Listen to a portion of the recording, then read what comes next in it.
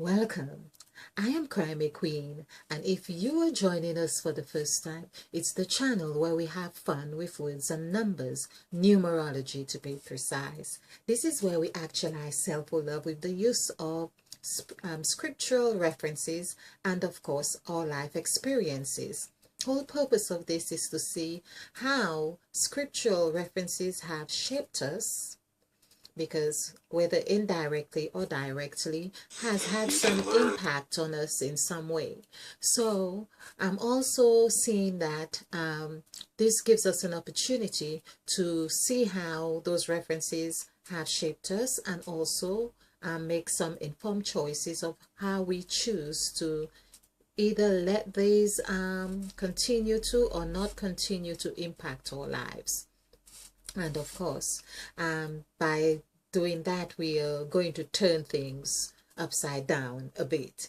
It's a little bit like the story of Christ going to the synagogue and seeing that the Pharisees, they were gambling or something to that effect. They were gambling in the house of God, as it is said, and he turned the tables over.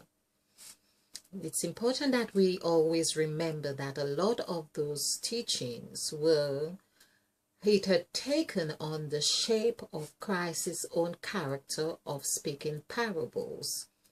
And so that in itself was the seed, or the fruit of the seed that Christ himself had planted.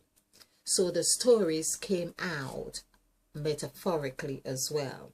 So in that sense, I say all of this to say that we are looking at the other side of the coin. So when you turn the table over, of course, everything falls off. Everything falls off. And that is what is happening to the teachings that we have had about the Bible. We are turning the table over. The food or whatever it was is not so satisfying anymore. It's like an angry gesture, but it's a fitting one anyway. It's like, it's not necessarily but of course we have passed the angry part. Now I would like to continue the magic numbers. So if you are, of course, a subscriber, you are familiar with Crime Queen's teachings. Let's put it this way.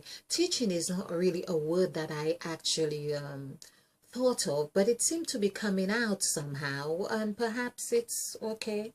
I'll just have to accept. I like to say sharing.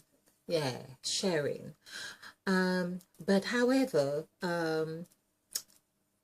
yes, if you have you are familiar with these teachings here on Crime Queen's channel, you will realize that I have touched on some very deep and sensitive topics like black-white equation of entrapment, and looked at those issues. We have looked at of course how Christianity has impacted our makeup in the sense of numerical values, and discovering that there are 7 gods in the Bible and not one like we thought.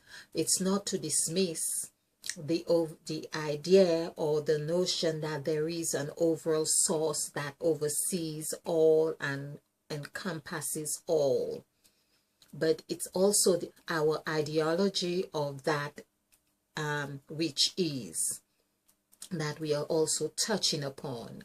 So basically, to have found this, it was really going back to Genesis of chapter 1, where we are told, and there was light. That was the most memorable scripture verse that I think everybody knows, whether they read the Bible or not.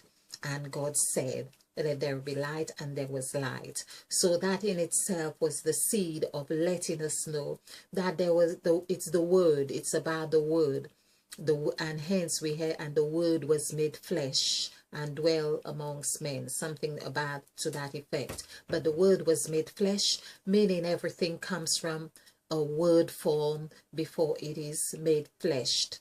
Likewise, we understand that the word derives from a thought form before it becomes a word. All right. So, of course, that's interesting. That's really an interesting thing, because we can say words in our minds and not utter them out. Yes. But then does that mean we would have to learn words like we did before when we were much younger, when we were taught how to utter words, or we hear words, so we get to know words, but the thoughts. Okay. I'm believing as well, perhaps the two are very much interrelated in that way. So did the thought, it's like, did the chicken come out before the egg, sort of thing. Okay. Now, so we are going to continue and explore Genesis of chapter 1, verse 3. But we are looking at, let me get my seat sorted. We are looking at the word let, where Mother Eve, we have discovered Mother Eve is the said God. She's the God of words and the God of, we won't say the God of creation, but indirectly we could say, because we have found out that Mother Eve was really like the spokesperson, the letter, the teller. She's the business, she's the orchestrator, she's the overall source, because she is the divine feminine, she is water. So water is that which is necessary to birth things, to where things are reflected, where things are nurtured, where things are in movement and in flow. And of course, through all scriptural references, we will see that word sea is like ocean as well. We will oceanize. We will see that there have been an evolution or succession of words, and that has evolved. So we see the magnitude of Mother Eve, which is the said God. So she is the one, when it is said, and God said, so she is the said God, who said, let there be light. And the light had come out of the darkness. Of course, she is the one who would really be saying, oh, my water have broken. I think my water broke. I know my water broke. It's not like think she knows her water has broken. She knows she's ready to birth. Now, if we also remember that Christ is said to be the light of the earth, we would see that and the sun as well, we would see through other historical references in the Bible that Christ would be the son, of course, like the son of the Virgin Mary. So we could say the sun, meaning light, representation of light, when Mother Eve would say, let there be light. So all that is really the evidence, should we say evidence, because I still believe that the story, the biblical story, is a mythical story in essence. It is a story that is brought about with a vast amount of wisdom to teach us, to help us find source and who we are. So I'm believing that that's the purpose of our existence, really to understand the makeup of who we are. So we are going to, I have done 6 numbers 1 to 6 and on magic numbers. So I'm saying all this that we are still looking at one word, the first word, which is let. I have been making references to the first word along with this series of magic numbers. So it's magic number, the magic number 7. So that's what you will see when you go over these numbers, that everything is so interrelated. So for instance, you will see that 7 is also number 1, because and I have done number 1, so you will see the interplay of how the numbers are, and I hope that makes perfect sense to you. Now 7 is like, it reminds me of an axe, and so it is really the number that of course including the day, that all comes much clearer now, because it was the day of rest. That would mean that's the day where there was a severing or a demarcation, and that's what 7 is about. It sets a demarcation, okay, of whatever is. So that is, first of all, that's the, I believe that's the meaning of 7. And it is said that God rested from all his work that he had made. Now I like to look at the word his as I say that, because these are things we have taken it for granted in numerology, and when we look at it, all the letters and all the words have been strategically put in place for all development, that we were asked to seek wisdom. It is a game. It is a, you could say, a serious game, but it has been a game of words. It's the biggest Scrabble board you could ever find. Oh, I wish I could just title it, put this as a title. The Bible is a Scrabble board.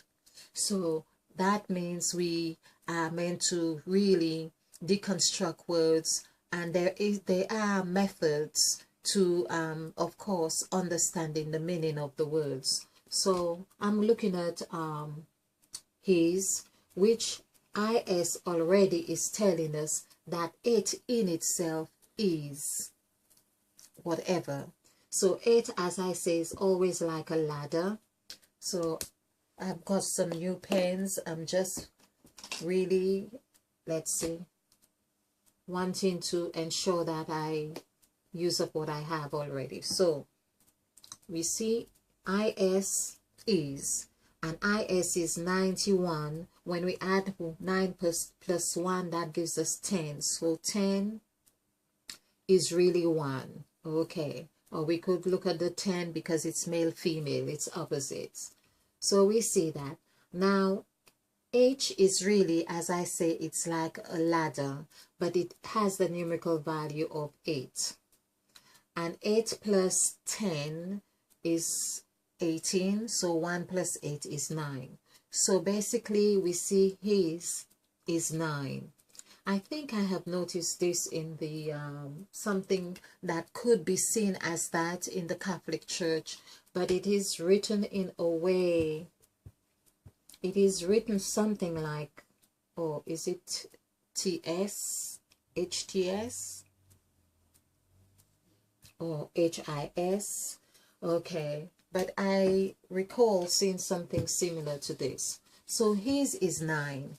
His births. Now this is where we see that the male, which we make reference to, have portrayed the feminine aspect of what we learn to be feminine there by his in the church, for instance, where the priest is wearing that gown and also delivering the message of the word. So we would say in this case, it seemed like what has where women have been birthing children to express their femininity, male on the other hand have been the forerunner in the churches delivering the word.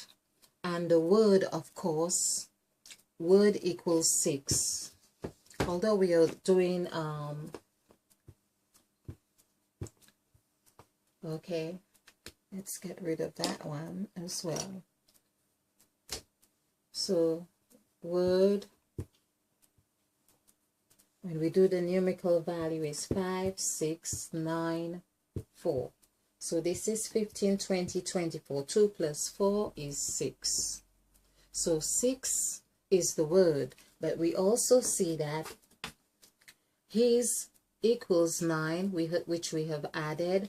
And when we do the numerical value for the word 9, which is 5, 5, 9, 5, This is 24, also 24, directly 24.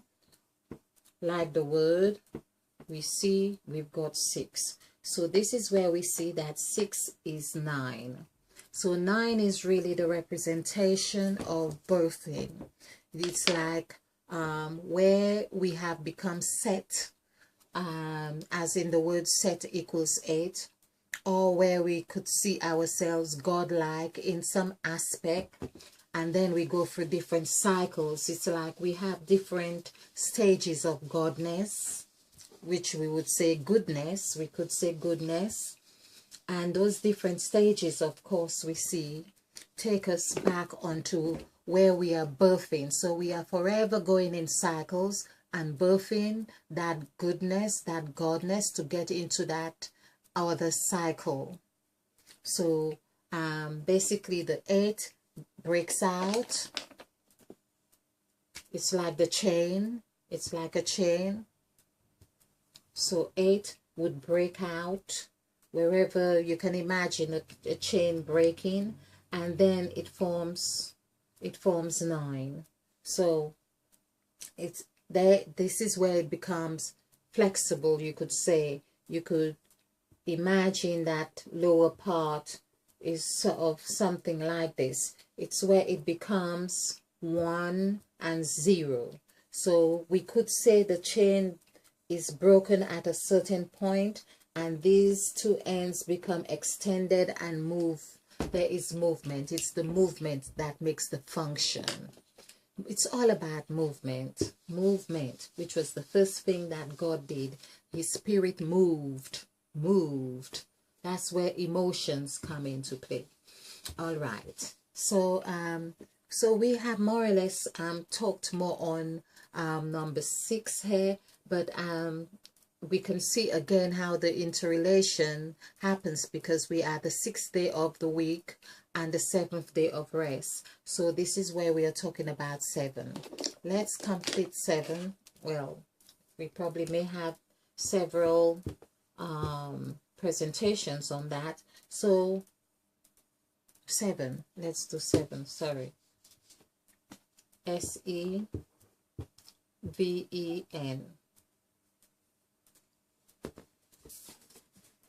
So it's 1, and I like to point out that Mother Eve is in the middle of 7.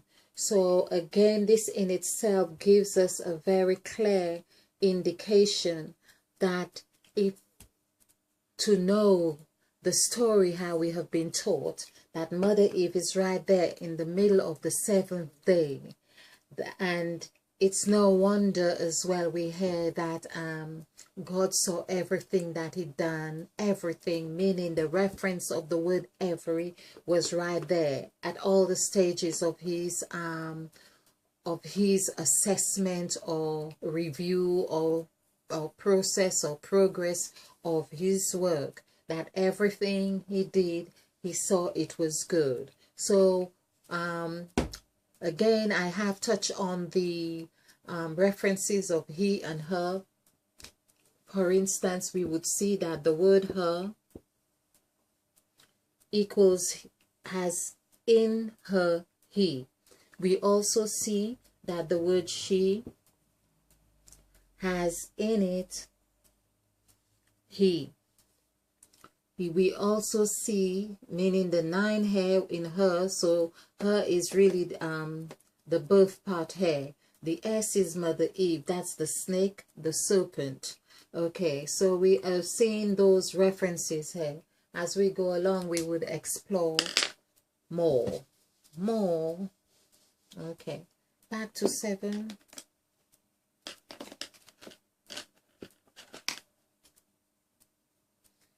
So we have 1, 5, 4, 5, 5. And so we see this is 10, 15, 20.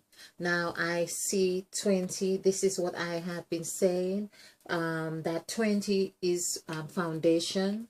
When we do the numerical value for foundation, so it is 5, 6, 9, 2, 1, 4, 5, 366. If you're new to numerology, this is what I'm doing as well. I have done a series of templates to numerology, and these numbers as well coinciding with the template that I am doing. Let's just show you. So this is our template. This is a depiction of Mother Eve, of course, and she changes because she's a snake, she's a serpent. So this is about the fourth or fifth representation of her, or depiction of her. So and of course here we also hear that we adopt. So this is another side to Mother Eve right here. It's like the male side to her. Okay, and so this is the sacrifice template. It is devised around the around Easter time, the sacrifice of Christ, the Last Supper. Of course, I think we all know about this teaching. The Christian teaching is really based on Christ's death and resurrection.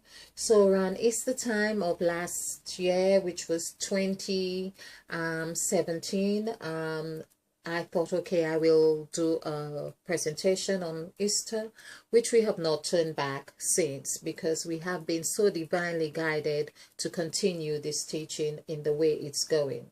So here we have sacrifice, which is 9 letters, and it also means that it gives a direct balance, that it comes to 46. So 4 plus 6 is 10. 10 is the perfect number. So it actually equals perfect. So there we go. Now we have manipulated certain letters here in this, the first and the third and the fourth and the fifth columns, but we were not allowed, we would say, through the forces of the spiritual forces, we were not allowed to touch this side. And so, of course, with our obedience, we have seen why. Because this side is where, of course, it is like, it has been structured that way. So this is the developmental stage and the new stage. So once you are in the new stage, it's as if you have those modules that have been designed in a certain way that you ought to follow and really go within to be able to do your gypsy journey, get to headquarters zone and pay your inland revenue. Of course, this is what we are talking about, the birthing on number 9. But of course, there is a lot more to this, because we see as well where the 369, 369, 369, 369. Those are very prominent numbers, or very, should we say, very powerful numbers, and that has a lot of meaning. Okay, so back to 7. As I say, I may have to do another video explaining the power of 7. But here we see 7 coincides with my findings in the scriptures, that there are 14 gods in Genesis. 14 gods. So 9 gods in Genesis of chapter 1 and 5 in Genesis of chapter 2. So 2 sevens are 14. So we see 2 sevens here. And that really shows that there were 2 sets of creation in Genesis. So which was one of the things that really got me exploring the Bible, because I saw that there were like 2 sides to the story. And that in itself beckons our attention to look at both sides of the coin, the teaching that we have been given, and now to turn the coin over and have a look and examine that. Let's just do foundation, and then we'll get back to okay, let's start here. So this is 15, this is 20, this is 23, 27, and 3 is 30. 30 and 12 would be 42, and 5 would be 47. So 4 plus 7 equals 11. That's correct. So 1 plus 1 is 2. So this is where we see we have foundation 2. 2 is also foundation right here. And 2 is rock. This is where Christ said to Peter, upon you I will build my rock. So this is 9, 6, 3, 3K. We can see 3, 2, sorry. We could see where the cock. So upon you I will build my rock. I've just noticed that. So of course the cock crow 3 times as well, something to that effect, before the in the story of Christ's crucifixion. So there's we could see again that it's as if it's the character, it's giving the character of Peter right there. So if he was the rock, already pronounced to be the rock, why are we seeing this as though he was not, he had denied Christ 3 times before the cock crowed,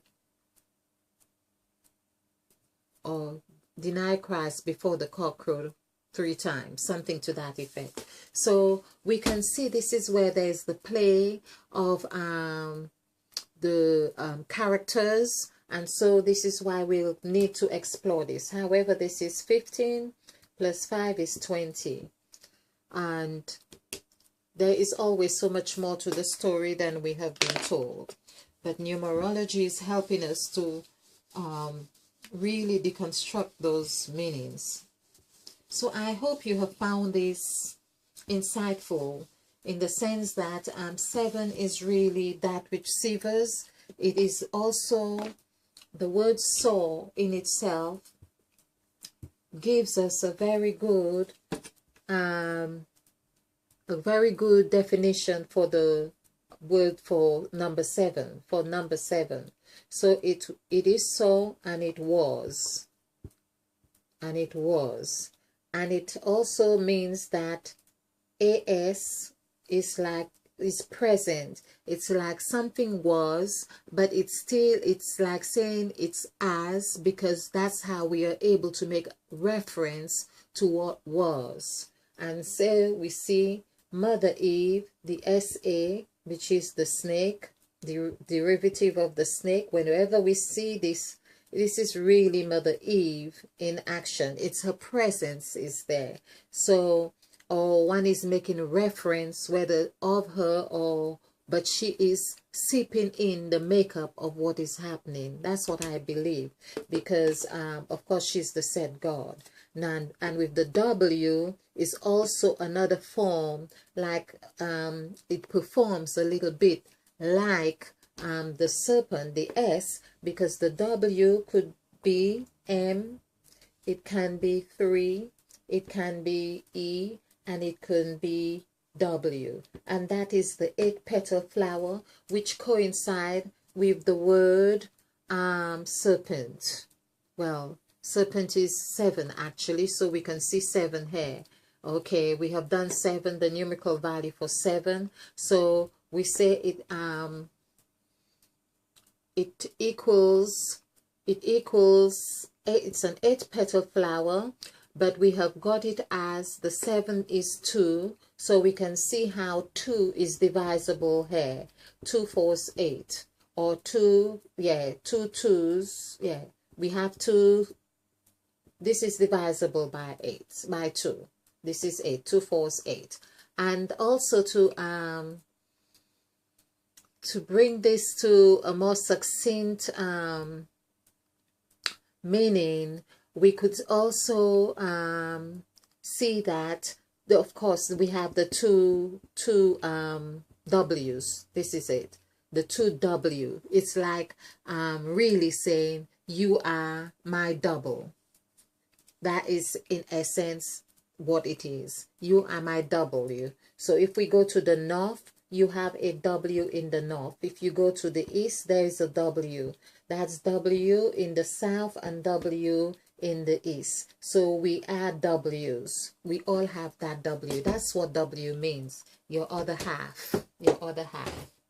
Thank you for watching. I hope you have enjoyed this. I hope you have found this insightful and fun. Yes, okay. And do like and subscribe and share, because this is how we do it. We share to actualizing self-full love. Be bliss-filled. Be filled, be ignited, because we are planting new seeds, and spill over with love. Namaste.